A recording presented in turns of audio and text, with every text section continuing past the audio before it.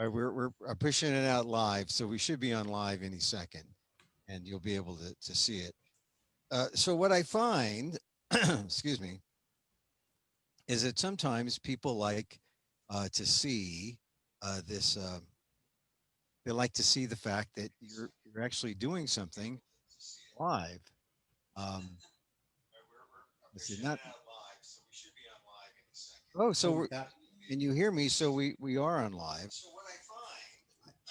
Okay, okay. now you should turn that down so there's no feedback Yeah. because it's not a perfect thing. So you should just listen to us and forget about what's going on live because then off sync by about you'll be off sync by about 30 seconds. Put your headset on, Yeah. your earbuds. Yeah. So your headset would be That's why I'm wearing mine. your friend. Hey, and so if anyone is out there watching us, my name is Emil Guillermo, and welcome to the behind the scenes look at the FANHS Museum pop up. That's what we're doing. We're setting up now. We're gonna have a good show today. We're gonna have a good show today. I hope you're tuning in on our Facebook Live because the one reason why you tune in to Facebook Live is you want to see Filipinos with egg on their face, right? You want to see Filipinos mess up the Facebook Live because then you say, "Oh, that's authentic. That's authentic." Now I have my colleague and interview subject today standing by. You should see us on the page directly. Now I'm going to try something. Now I'm going to pin myself, which means you shouldn't see my interview subject until I reveal him, right? Or maybe not. Maybe you can see him. But anyway, once again, I'm the museum director for the Filipino American National Historical Society Museum. We are closed again, and I'll go into that when we start the program officially at noon. But you showed up at 11:45, which means you're showing up for that something extra. What is that something extra meal? Well, the something extra is well, first of all, thank you for being here. These virtual pop-ups are our way of connecting with you. You should know that my philosophy, I'll take my glasses off so you know I'm sincere. My philosophy of the museum is where you are. That wherever you are, that's where the museum is. The museum isn't on East Weber Avenue in Stockton, California. It happens to be there. It's the FANHS National Museum. It's in Stockton for a reason because that's where all the Filipinos were in the 1930s. But the real reason why we're there, well, Fred Cordova, the head of FANHS, the late and lamented leader of FANHS, he was from there. He thought it was important that that's where the FANHS Museum wasn't. Great, that's where we are. But where all the Filipinos are, all the 4 million Filipinos, at least the ones we know about, all the Filipinos are around the country. Well, they're not always coming to the FANHS Museum. So the COVID crisis has given us an opportunity to reach out to all of you. So the FANHS Museum, the National Filipino American Museum is where you are because we are here to tell your story.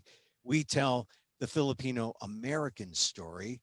And one of those Filipino American stories this week, right? I also use this area here to talk about this week in Filipino American history. And you should know that from our FANHS pop up yesterday, this is Labor Day weekend, a time we celebrate the 55th anniversary of the Delano grape strike in Delano, California. And the key leader of the Delano grape strike was one Larry Itliong. And if you don't know Larry Itliong, shame on you, but can't blame you.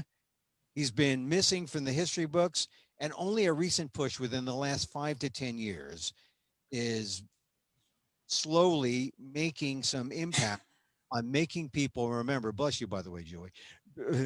They're slowly making an impact on restoring Larry Itliong's name. So he's right up there with the person who is normally seen as the person who started the grape strike, Cesar Chavez.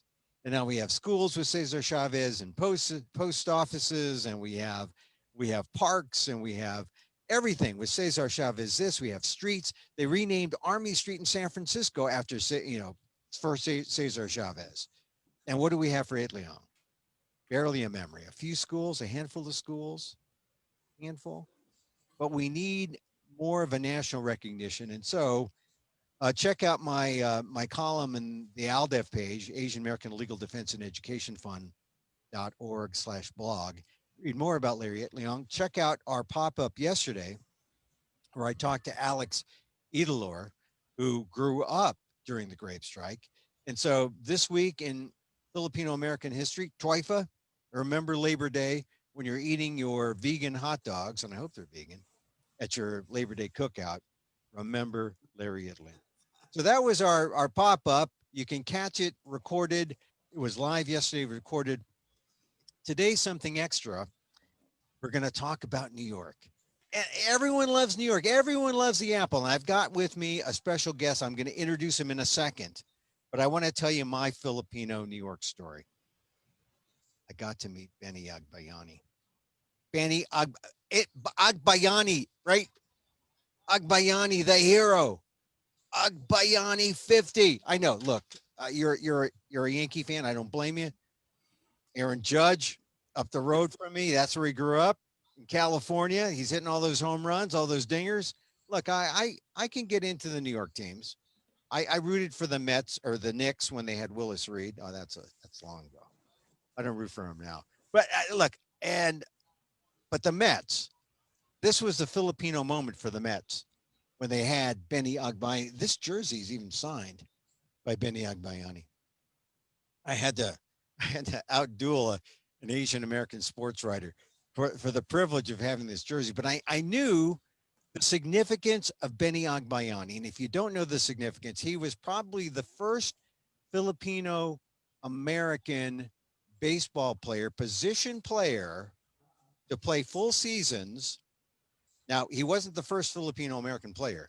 The first Filipino American player was Bobby Balsina, who he played out, worked out of the Hawaiian uh, minor leagues, got a shot, got what they call a cup of coffee you got a look in the September call ups by the St. Louis Browns sometime in the 50s. Didn't stick, but Bobby Balsina, look him up, Balcena from California, was the first Filipino American position player to play baseball in the major leagues in MLB. But if you ask me, who is the number one Filipino American baseball player ever? Is there any doubt? I mean, really, is there any doubt that it is Tim Lincecum, the Giants freak? They call them the freak. And every time, my hair is long, sort of like the way that, because of COVID, my hair is long. And it's because, and every time I wear it, I think, oh my God, this is like the freak was in his heyday in 2010 when the Giants won the World Series, in 2012 when the Giants won the World Series, in 2014. And again, Lincecum was the face of the Giants.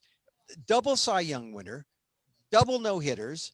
Is there any Filipino American who has the status in MLB as Tim Lincecum? And Tim Lincecum, God love him, he tried a comeback in baseball, didn't exactly make it. He was with the Angels and the Rangers. I don't know, he may still be trying. Ever since that hip injury, he's been out.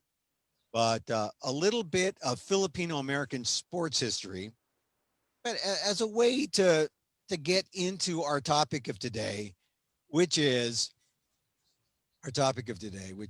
New York, the New Yorkers, the New York Filipino American community. So, without further ado, I must introduce our guest, and here he is. I'm going to unpin him. I'm going to unpin me. I got to unpin me so that we're a duo. He is he's really the New York Filipino community as far as FANHS is concerned. His name, Joey Tabaco. Hi, Joey.